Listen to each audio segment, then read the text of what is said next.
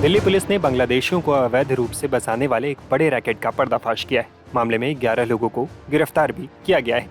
Police के अनुसार इनमें 5 बांग्लादेशी नागरिक शामिल हैं, जबकि 6 लोग ऐसे हैं जो फर्जी तरीके से दस्तावेज तैयार करके इन लोगों को देते थे। बता दें कि इन दिनों पुलिस राजधानी में बांग्लादेशियों और रोहिंग्याओं की पहचान के लिए विशेष ऑपरेशन चला रही है। दरअसल घुसपैठ का मामला एक शख्स के मर्डर के बाद सामने आया था। दिल्ली पुलिस के अनुसार नवंबर महीने में शिंटू शेख नाम के शख्स की हत्या हुई थी, जिसके बाद पता लगा कि वो बांग्लादेश का नागरिक है, जिसे अवैध रूप से दिल्ली लाया गया था। यहाँ पैसे के विवाद में उसकी हत्या कर दी गई। शिंटू हत्याकांड में शामिल 4 बांग्लादेशियों को पुलिस ने गिरफ्तार भी किया। ऐसे में हमारी टीम शिंटू शेख के घर पहुंची और उनके मकान मालिक से भी उसके बारे में जानकारी ली। 11 लोगों की गिरफ्तारी में 5 बांग्लादेशी और 6 बांग्लादेशी होने के सस्पेक्ट साउथ डिस्ट्रिक्ट की दिल्ली पुलिस के हाथों लगे हैं। और ये पूरे बांग्लादेशियों के रैकेट का नेक्सस कहां से खुला है, उस दरवाजे पर दस्तक दे रही है टाइम्स ऑफ भारत की टीम। फिलहाल मैं आपको बता दूं, शंकु जिस व्यक्ति का मर्डर हुआ था इसी साल के अक्टूबर माह में, ये उसका घर है जिसे फिलहाल पुलिस द्वारा बंद ही रखा गया है क्योंकि तहकीकात चल रही है मृतक से जुड़े अन्य लोगों की। मैं आपको बता दूं, जैसा कि आपको कुलदीप तस्वीरें दिखा रहे हैं, घर फिलहाल बंद है, लेकिन इसके अंदर रहने वाले जो लोग हैं वो कितने सामान्य हो सकते हैं ये आप तस्वीरों से अंदाजा लगा सकते हैं। आपको बता दें कि शंकु जो है वो यहाँ पर रहते थे और अगली ही गली में एक दुकान चलाते थे।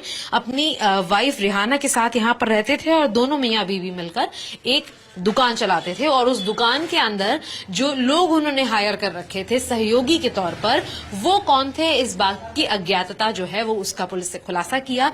जानकारी जब पता लगाई, आइडेंटिटी कार्ड्स के रिविलेशंस हुए और फिर कई सारे दस्तावेजों के खुलासे के बाद ये पता चला कि वह बांग्लादेशी थे। और उसी के बाद सतर्कता दिखाते हुए कि ऐसे हादसे दोबारा न जन्म ले, पुलिस ने जब इस पूरी सीरीज को इन्वेस्टिगेट किया तब पता चला कि कई सारे लोग इस इलाके में जो बांग्लादेशी हैं वह फेक आइडेंटिटी कार्ड बनाकर रहते हैं। एक बार कुलदीप आपको तस्वीर दिखाएंगे कि आप अंदाजा लगाएं कि एक छोटा सा घर है और जिस तरीके से पुलिस जांच कर रही है उसका भी यही कहना है कि लगभग बांग्लादेशी जो हैं वो इसी तरीके के छोटे छोटे व्यापारों में काम करते हैं और यहाँ पर रहते हैं। महज 10 रुपए में 20 रुपए में बर्थ सर्टिफिकेट बनाए जाते हैं। 10,000 रुपए की रकम देकर बकायदा आधार कार्ड बनाया जाता है और एक साधारण जीवन साधारण लोगों के बीच में रहा जाता है। लेकिन साफ तौर पर राजधानी दिल्ली के अंदर पूरे मर्डर के हत्याकांड को अंजाम दिया गया और ये देशवासी भी नहीं बल्कि बाहरी ये लोग हैं और साफ तौर पर इस नेक्सस का खुलासा हुआ है।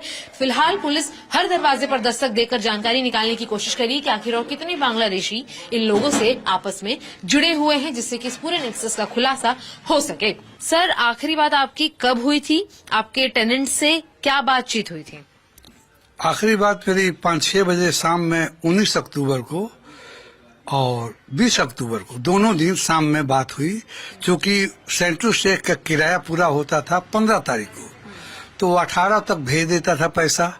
उसने पैसा नहीं भेजा तो मैं 19 को फोन किया, सिर्फ आधे मिनट या उससे भी कम समय, तो बोला चाचा जी मैं कल पैसे भेज दूंगा। फिर 19 को नहीं भेजा, 20 को नहीं भेजा, तो फिर 20 को मैं फोन किया, 20 अक्टूबर शाम में। तो उस दिन 10-15 सेकंड बात हुई और वो कहा कि कल सवेरे चाचा जी मैं भेज दूंगा। 21 को मर ही गया, मैं था ही नहीं। फिर मैं 23 तारीख को यहाँ आया तत्काल टिकट लेकर के बिहार के रक्सौल से। मोतिहारी जो जिला पड़ता है वो जिले का नाम पूर्वी चंपारण है। पता कैसे चला आप जब यहाँ आए तो क्या हो रहा? हाँ, तो कुछ नहीं, हमें तो आज तक पुलिस नहीं बुलाया। वो इसलिए नहीं बुलाया कि पुलिस रिकॉर्ड हमारे पास है। बिल्कुल। और वो नीचे उसका अलग सेपरेट रूम है। तो मैं जो 2 मियाँ बीबी को दिया हुआ था, सेंटू शेख और रेहाना जो उसकी बीवी है, वो 2 रहते थे। अब मेरे गायबान, अब पीछे गली नंबर 1 में वो 2 दुकानें किए हुआ है। 2 दुकान उसमें अच्छा खासा, उसमें वो लोग सेल्समैन में या जैसे भी रखे हुए था। वो लोग आता जब दुकान में काम करेगा तो दिन में शाम में आएगा वो मिलने। वो मिलने आता था जाता था लोग, मैं नहीं जानता। लेकिन कभी ऐसा किसी को शक नहीं हुआ कि वो बाहर के रहने? कुछ नहीं। तो किसी को आज तक पता ही नहीं चला कि वो बिहार से हैं, बंगाल से हैं, बांग्लादेश से? कमाल की बात है, उसकी बीवी सब बताएगी ना। उसकी बीवी तो यही है। अन्यथा लोगों को नहीं पता चला नहीं, किसी को नहीं पता, इसलिए कि वो कब लड़ाई झगड़ा वाला था ही नहीं। 4 साल से यहीं तक किसी से पूछे तो कोई उसके बारे में कुछ जानता है।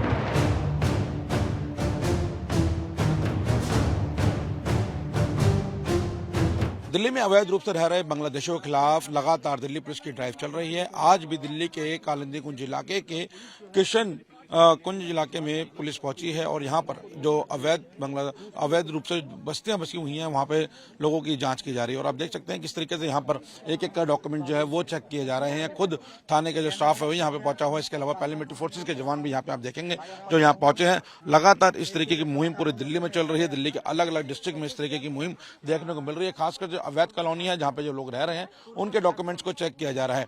अभी अगर बात करें साउथ ईस्ट डिस्ट्रिक्ट की जहाँ पे ये चेकिंग चल रही है, यहाँ पे 8 लोगों की गिरफ्तारी हो चुकी है।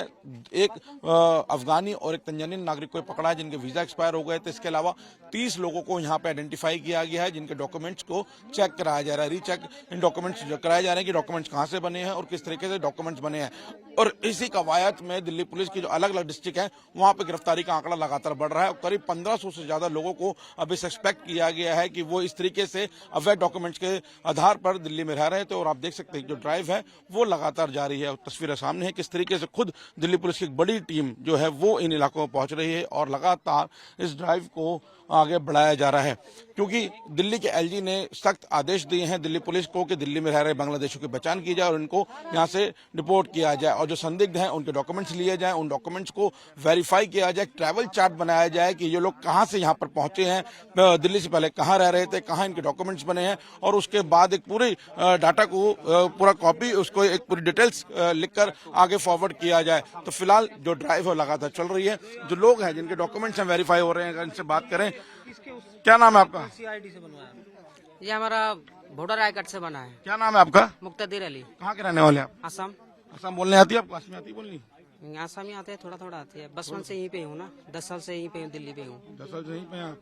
तो क्या आपके डॉक्यूमेंट्स हैं यहाँ पे आपके पास? आधार कार्ड है, पैन कार्ड है। कहाँ बना आपका आधार पैन कार्ड? वही बना, असम पे ही बना। दिल्ली का क्या है आपके पास? दिल्ली का कुछ भी नहीं है, दिल्ली का कुछ भी नहीं है। कोई डॉक्यूमेंट नहीं दिल्ली का? ये डॉक्यूमेंट किसने बनवाया था आपको? ये मेरा पापा ने बना के दिया था। अच्छा, कितने लोग हैं इस बस्ती के अंदर इस तरीके से? हाँ 25-30 होगा, 25-30 घर है। तो आप देखिए जो ये शख्स है इनका कहना है कि ये असम के हैं, हालांकि इनको आशमी बोलनी नहीं आती है और ये एक बड़ा सवाल खड़ा होता है जो असम के रहने वाले उनको आशमी भाषा जो है वो बोलनी नहीं आती और ये कहीं ना कहीं सवाल जरूर खड़े करता है। इसीलिए पुलिस जो है वो ऐसी बस्तियों में आ रही है और चेकिंग कर रही है। क्या नाम है आपका? मुकद्दर अली। कब से रह रहे हैं मुकद्दर यहाँ पे आप? 10-12 साल हो गए। 10-12 साल। 10-12 साल हो गए। कहाँ के रहने वाले हैं आप? असम का। तो असमी आती है आपको बोलने के लिए?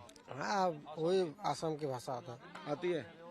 अच्छा, तो ये बताइए कि जो डॉक्यूमेंट्स आपके डॉक्यूमेंट्स किस आधार पर बना है यहाँ पर? यहाँ नहीं, गांव में ही बना है। गाँव में बने हुए हैं। जितना आइडिया सब गांव का ही है। क्या करते हैं यहाँ पे आप? कूड़े का काम करता हूँ। कूड़े का। कितने लोग हैं इस बस्ती के अंदर? वो 20-25 घर है। पुलिस पहले भी आई यहाँ पे? हाँ आए, बहुत आए। क्या चेक कर रही है पुलिस आपसे? आधार कार्ड चेक कर रहे, बांग्लादेशी है या नहीं ये चेक कर रहे। अब हम मजबूरी है, हम तो दिल्ली आना पड़ेंगे क्योंकि हम 5वीं तक क्लास पढ़े तो हमें तो सरकार कोई नौकरी नहीं देंगे, इसीलिए हम तो कूड़े काम करके ही खाते हैं। अब जितने भी लोग हैं सब यही मजबूरी है। गांव के कभी आते हैं फिर जाते हैं, वोट डालने भी जाते हैं गांव में, फिर आते हैं काम करते हैं, फिर 2-3 साल बाद फिर गांव जाते हैं। इस बस्ती में कोई बांग्लादेशी है? नहीं नहीं, कोई बांग्लादेशी नहीं है, सब आसाम के है, गुवाहाटी के है, धुपरी है, सब यहीं का है, आसाम का कोई भी नहीं है।